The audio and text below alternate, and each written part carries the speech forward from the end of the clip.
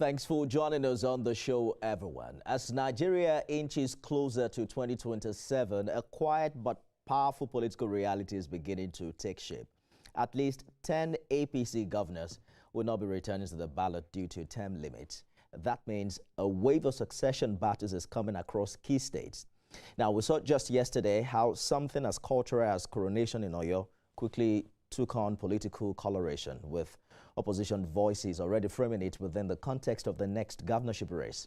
Today, our focus shifts to Kwara State, where the conversation is not just about who becomes governor next year, but where that governor should come from.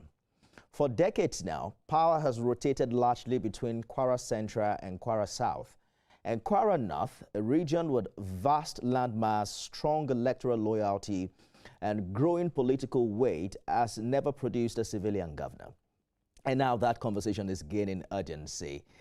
Consider this: Kwara North has a share, its share of total votes has grown from 24% in 1999 to about 36% in the last election year. It's projected to hit nearly 40% by next year, potentially overtaking Kwara Central. In recent elections, it delivered some of the highest margins for the ruling party. So the question becomes inevitable: is it time, in the name of equity and political justice, to zone the governorship to Kwara North? Or should competence, track record, and security concerns override zoning considerations? Let's talk to Adetola Kende, who is convener of the Kwara South Young Professionals League and a vocal advocate for power rotation in Kwara, particularly the call for governorship to shift to Kwara North in 2027. Mr. Kende, thank you for joining us on the program. Yes, thank you so much, Mr. Nifemi, and I'm excited about being here this evening. Absolutely. I look forward to this conversation as well. I'd like us to begin with the core of your argument. Kwara North has never produced a civilian governor, right? Absolutely. Why has that eluded the region in the past 27 years? Absolutely. If you look at it since the inception of the Fourth Republic in 1999, we had a governor from Kwara Central, late Admiral Mohammed Lawal. Following that, we had the governor from same Kwara Central, Senator Abubakar Saraki, who governed the state for 8 years, after which the power was shifted to the Kwara South, and where we had His Excellency Abdul Fattah Ahmed, popularly known as Begida. So he also Central had 16 years. Yes, right? Central had 12 years, uninterrupted 12 years. Mm-hmm. So the power now shifted to the south for another uninterrupted 8 years. After which the power returned back to the central with the incumbents, with the current governor. So Central has had like 20 years. Yes, now they've had 20 years of the 28 years that we've experienced in the Fourth Republic. Maybe you guys want to do 2020. Central does 20, South does 20. Okay. You know, and then perhaps North needs to wait its turn.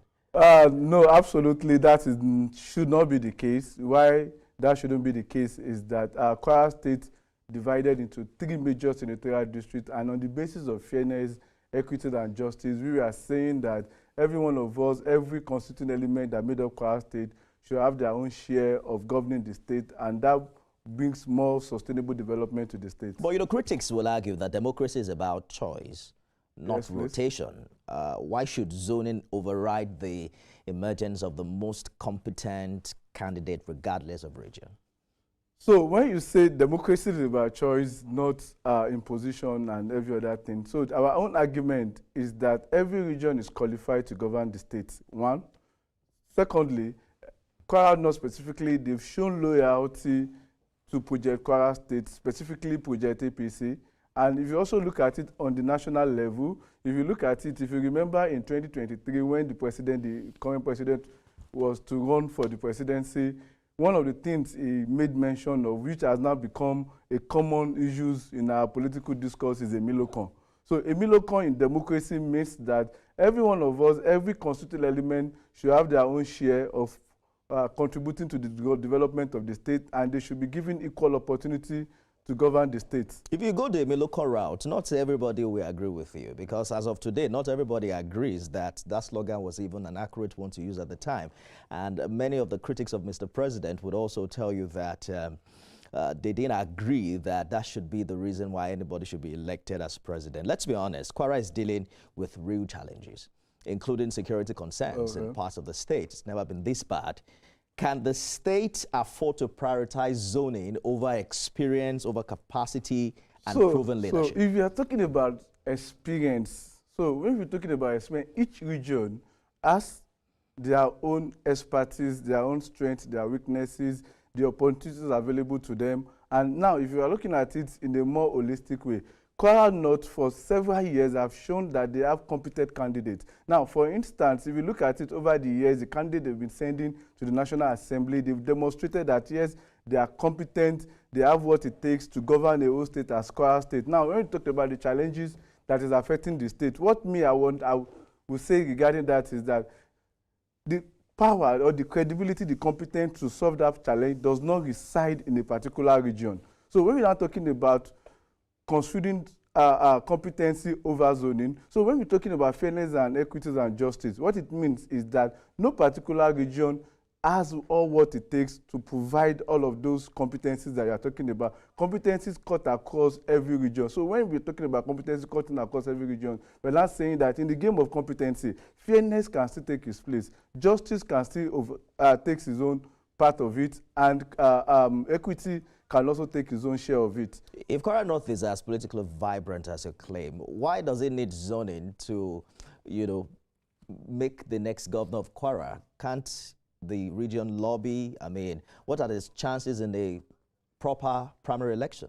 So for Kwara North, right, we are not saying that it must be a consensus. What we are just agitating for is that, or speaking to every other member of the state or Kwarans, is that we can be trusted. I mean, Kwara North can be trusted when they are given the opportunity to become or to produce the governor of the state. So now, if you look at it politically, the state has what it takes in terms of voting strength. They are the second in Kwara State. So now, if you look at a state that remained second in terms of voting strength in the state, and they've never been given the opportunity to produce the governor of the state, you see that there is no fairness in that regard. Secondly, the state, in terms of landmass, the region made up of 5 local governments has the highest number of landmass, largest in the state, compared to Kwara Central and Kwara South. Thirdly, if you look at it over the years, the state has been opportune to produce, the region rather, they've been opportune to produce deputy governor for the state. And there is no any talk of the deputy governor mismanaging the resources of the state. He has performed very well. And I hear you, but at the heart of this conversation is that Kwara North truly being denied power. When you say it's our turn. But it's simply the reality of competitive politics, right? Power, they say, is not served a la carte. So if Kwara North has indeed grown in a strong and decisive voting bloc, why not test that strength at an open contest? Because this zone you're talking about is even within the ruling APC, right? Yes, please. I mean, that's a small bloc. You win the contest first before you win the bigger one, except you're assuming that there is no real contest coming from the other parties. So you agree with me that in politics, though it is a game of number, and it's also a game of lobbying. So when we lobby, when we speak to ourselves that as families, as a member of the same political parties, let us come together and understand that there must be fairness. Not that we cannot go on the field and go and compete. As I'm talking to you today, if the ticket is zoned to the North, North is going to vote en masse for APC or for any political party that decides to take their ticket to that region. They've demonstrated that over the years, and now when they are given the opportunity, it shows that they were going to deliver. So that is what we were saying. But what specific leadership profile should Kwarans be looking for in 2027? You talked about the fact that each region has the capacity to provide competence. But what kind of competence do you think is needed in the election year? So for a state as diverse as Kwara State, that sits at the center of Nigeria, specifically located around the north central region of the country. So the kind of competence we should be looking for, if you look at Kwara State now, we have different ethnic groups that made up the state. So someone that will be acceptable across all board, one, personality that has empathy, personality that understands what it takes to govern a state as Kwara State, personality that has never been involved in any form of corruption cases over the years. Those are the kind of competencies that we will say that we are looking for, and that kind of a person should be allowed to govern the state.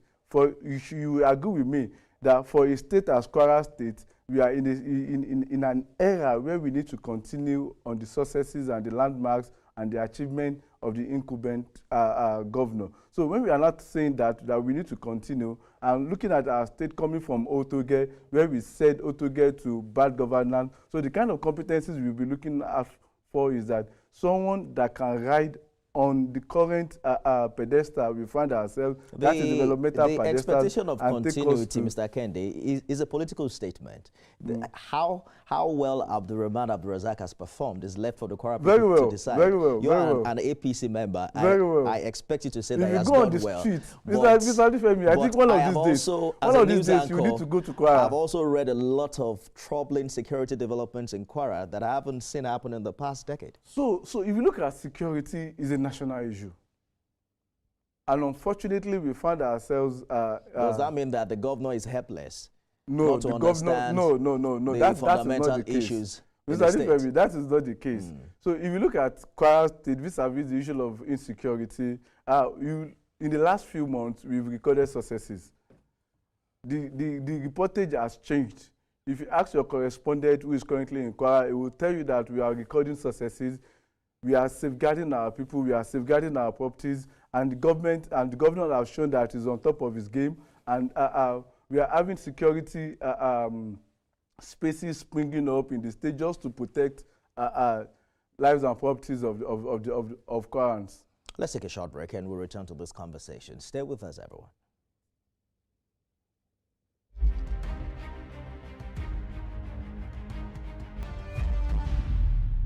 Thanks for staying with us, everyone. Aditola Kende is convener of Kwara South Young Professionals League, a vocal advocate for power rotation in Kwara State. Thank you so much for staying the course on the program. You look at Kwara North for a minute and you're wondering if the region is really keen at producing the next governor. Is there even consensus within the zone? Because as we speak now, we're hearing that the Speaker, Yakubu Danladi, wants to run. There's also another Senator, Sadiq Umar, right? Yes, please. So when you ask for consensus, you're wondering, has there even been a consensus as to who represents the zone within the APC? Okay, yes, right. The party has not agreed on whether they are going for consensus candidacy or we are going to do voting system, right? But the conversations within the states have shown that Kwarans are ready for a candidate from Kwara North. So the conversations amongst our leaders, our elders, because we in Kwara State, we are very cultural and tradition. So our religious leaders, our traditional leaders, our key stakeholders who are of age, the conversations among them is that for equity's sake, for harmony, that we call ourselves a state of harmony, let's take the ticket to Kwara North. And that has been the conversation. Majorities are in support of that. There's a growing buzz around the potential candidacy of Mr. Speaker. We saw a report a few days ago where a crowd of people came to beg him to run. It's common with politicians, you know. They know they want to run, but they get people to beg them to run. I don't know why people do like that anyways. Do you think that you need to beg a candidate to run that doesn't want to run? Absolutely, I don't believe in that. And if you look at the candidacy of Right Honorable Soli Yakubu Danladi, he's not someone that will be begged because he has been... You think he wants to run? Yes, he wants to run. Has he declared that he wants to run? Everything is about time. You know, Bible says there is a time for everything under the earth. So probably the time is going to do it will come very soon. But critics say he leads a house seen as a rubber stamp and by extension, you know, may share responsibility for failures of the current administration. Okay, so we need to understand what rubber stamps means contextually and where is it coming from. These are conversations. Simply means that you pass every bill that the executive brings to you, and in an environment where there is no element of opposition, then everything goes. So the talk that's not democracy. The talk of rubber stamp is something that emanates majorly from the oppositions. And you know, in every democratic system, the oppositions, they will always find one or two things to talk about. So with regards to the 9th and the 10th Assembly, under the leadership of Right Honorable Soli Yakubu Danladi, he has maintained a strong and harmonious relationship with the governor. So what opposition wants is that a state assembly that will always be at a loggerhead with the executive arm of government, and that is not what democracy is. Democracy means that let the legislative arm of government, let the judiciary arm of government, and the executive, let them have a robust conversations and always have a common ground to deliver on dividend of democracy to the people. Maybe not at loggerheads, but to make them accountable, because in reality, the three arms are supposed to be independent arms of government. And the moment where one stops doing the job of accountability, it leaves room for a lot of errors. So the 9th and the 10th Assembly, under the leadership of Right Honorable Soli Yakubu Danladi, has been able to ensure that there is an oversight practices in the state, visiting projects that are sponsored by the state government, making the state government accountable. There are often times that they will invite commissioners to come and make clarification regarding certain issues or certain fiscal policies within the state. So they've actually been doing their job as it should. But you know, for oppositions, they will always have one or two things to talk about. And that is why oftentimes I don't really give regards to what comes out of the opposition, because they always want the political space to be rowdy and to be a lot of back and forth without making any significant progress. But what the Speaker has been able to do since 2019 is to ensure that any bill that comes on the plenary, they get discussed and passed. One of them is QASIP,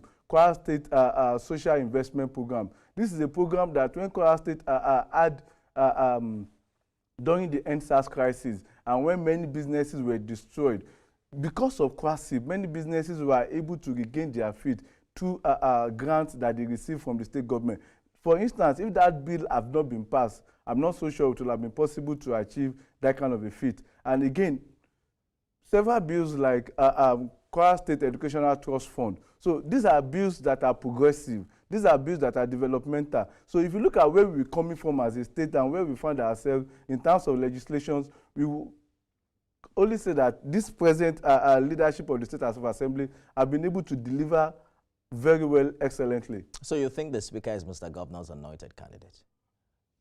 That probably could have been what has been discussed amongst several Kwarans, maybe in their own comfort zone, but the governor have never come out to say that I have an anointed candidate. And of course, when you and I, let's say for instance, we are friends, we are three and we are friends, and me and you, we have a very cordial relationship.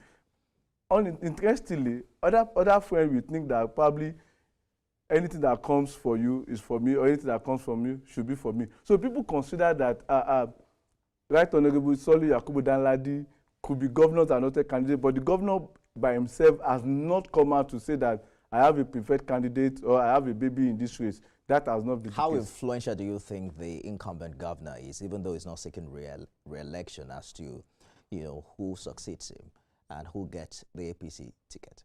So, you know, the incumbent governor is the chairman of the Nigerian Governors Forum, and he's also the leader of APC in Kwara State. So he's very influential. So anybody who's going to get a ticket within your party has to get the blessings of Mr. Governor. So in management and leadership, the qualities of your successor determines your own success. Your success does not stop when your tenure ends. So your success continues based on the qualities of the successor you've been able to bring on board. And you know, for many years, the conversation has been that there has not been continuity of many government projects, and that has been... But there was continuity after Saraki when we had Abdul Fattah. So the continuity we had after Saraki, I'm not so sure Mr. Saraki by himself will want to say here that is very much proud of his successor. We don't have his representative here, so we can't tell what he thinks. I will give you an instance. I will give you an instance. Mr. Saraki started Kwara State University. He started Kwara State University, but for good 8 years, his successor could not complete an annex of Kwara State University. For good 8 years, it took the intervention of the incumbent governor, Governor Abdulrahman Abdulrazak, to complete the two annexes, the one we have at Ilesha Baruba and the other one that we have at Tosi. You see that Mr. Saraki by himself cannot say that my successor, I'm actually someone that I'm proud of, probably because he could not take his vision to the next level. The point I'm actually making is that this concept of continuity doesn't seem to, you know, deliver on the promise that it makes, because recent history has taught us that the fact that you are able to anoint your successor doesn't mean that you're going to have a wonderful relationship with them. We see that play out in Rivers and a couple of places in the past Okay. years, right? Mr. Anifemi, you are So in Lagos Nigerians are weary, and they are weary to the extent to say that perhaps we should just go to the polls and decide who our new governor will be without the baggage of the outgoing governor. Mr. Anifemi, we are in Lagos State, right? One of the successes of Lagos State is being able to have a good successor. And we've seen that over the years. So we are also saying that if it can work for Lagos, it can also work for us. Again, it depends on where you're looking at it from. There are some who believe that Lagos has not lived up to its potential. Lagos has actually lived up to its potentials, considering all that 36 states of the Federation. Yeah, as a yardstick, right? Yes, but please. when you also consider the GDP of the state and how much it makes, and you the GDP has grown over the years, Mr. Anifemi. Vis-a-vis the quality of governance that Mr. Lagosians Anifemi, the GDP has grown over the years. The point I'm actually making this place where here, we are now is a vision of someone. Another person came, took it to another level. Another person the came, point I'm actually making here level. is that, do you think that Kwarans should be left to determine who governs them? In one sentence, should 2027 be about where the governor comes from, or what the governor can deliver to the people of Kwara? Right, 2027 can be determined by where the governor comes from. It will also be determined by the competency of whosoever is going to be on the ballot, and it's going to be determined by the competency of whosoever that is going to emerge as the governor of the state. So we are not saying that the governor should come from Kwara North. For the sake of equity, for the sake of fairness, for the sake of justice, other states, they've had their other region, they've had their own share of governing the state. So let another region have his own share of governing Kwara State. And now for us, we are pushing the candidacy of Right Honorable Solu Yakubu Danladi by his antecedent. He has demonstrated that he can be trusted with leadership. Having led Kwara State 9th and 10th Assembly, he has what it takes to govern a whole state as Kwara State. If you look at it federation-wise, Kwara State is one of the very few states where we don't have crisis. Kwara State House of Assembly is one of the very few states where we've never had crisis. We have to go. Who and who within your party, has the power to determine the zoning or consensus arrangement? The stakeholders. The stakeholders, including Mr. Governor, right? Including myself. Good place to leave it. Looking forward to what happens in Kwara and quite a number of other states where the governor isn't seeking re-election. Thank you for your insight. I've been talking to Mr. Kende, Adetola Kende, who is convener of the Kwara South Young Professionals League, a vocal advocate for power rotation in the state. This conversation, I'm very sure that we'll keep having it and also hear from other stakeholders as to what they think about this. Thank you for coming. Absolutely. Thank you so much for having me, and I'm happy to be here. That's our show today, everyone. Remember, you can watch it again at midnight and 6 a.m. tomorrow. I am Nifemi Oguntoye.